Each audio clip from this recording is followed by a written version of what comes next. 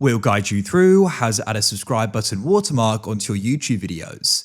If you find this useful, then consider subscribing and liking the video. Here we are on YouTube, and so you want to go and add in the subscribe button watermark onto your videos. We're going to guide you through how this can be done. It's much more easier than you probably think, and we're going to guide you through it. Make sure this full guide, step by step, so you know exactly what you need to do. Having this can go and encourage people to subscribe to your channel to go and be kept up to date with your videos. So to go about this, we need to go and open up a new tab. We'll keep one tab on YouTube. And what you want to do is go and search something called Canva. So you can go and type that in like so. What we're going to do here is we're going to go and just quickly design it. It's a simple process. We'll guide you through this step by step. Canva is a graphics design tool we can go and use. So here we are. What you'll need to do is go and sign in. If you haven't already got a Canva account, you can go and sign up. It's a super easy process. Now you want to come over to the left here, and in the top, you can go and press create. Go down at the bottom and you can press custom size. At the top, type in the width, which is going to be 1000. The height will go and be in 1000 as well to go and make a square. And you can go and set the units to px and press create new design to the right. Now, what you want to do here is you want to go and select the canvas. At the top, you can go and press on background color. And you want to go to the left to document colors, and you can press add a new color. And you can go and drag to the far right, and we can go and make this red. Of course, you could go and make this a different color. I just think red's good because that's sort of like the default subscribe button color on YouTube, or sort of the original one, I guess. So then we can go and close off the color by pressing the close button. Next, come over to the left and you can go and hover over text and click on it and press on add a text box. This will go and appear. At the top, you can then go and see the different options. We're going to start with the font. So I'm going to go and use the Poppins font, but there are others to go and choose from as well. Now what we can do is we can go and type in what you want it to say. So I'm just going to go and type in subscribe, and we can then go and drag the side to go and make it bigger, or this top corner actually, like so.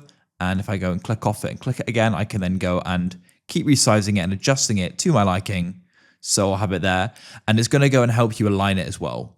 Now what I'm going to do here is just go and click on it and highlight it, and just go and make the color white. I think that looks best on the background here, but of course you can go and change it to what you want ultimately. And there we go. Now, after you've gone and added that in, you could of course go and make it bold and do what you need to with it. We could then go and add in a play button. I like to do that just to go and have it as subscribe, but of course you can go and add in your own icon. So we can come to the left and press on elements. And then what you could do is we could go and type in at the top here, triangle. And I can press add a shape, and there it is. So what we can do is click and hold on the rotate here at the bottom, drag it around, and we can go and see the degrees. So we're going to do this by 90 degrees like so.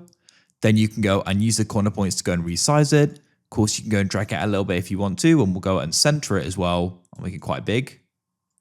And of course, you go and add other shapes as well and other outlines, and go and get it looking exactly how you want to go and have it. So I'm going to go and align that. Perfect, like so. That's just a quick example there. I did this quite quickly just as the example, but of course you can do way more with it. And then you can go and press share in the top right, and you can go and press download, and we'll set it as a PNG. And then what we can do is go and press download here like so. And now it's going to go and download. Just be patient while this goes and completes. Now that it has, we can come and return to YouTube. Now you want to head to the top right of YouTube, and you can go and press on your profile icon. And if you aren't already signed in, of course, go and sign in and switch account if needed.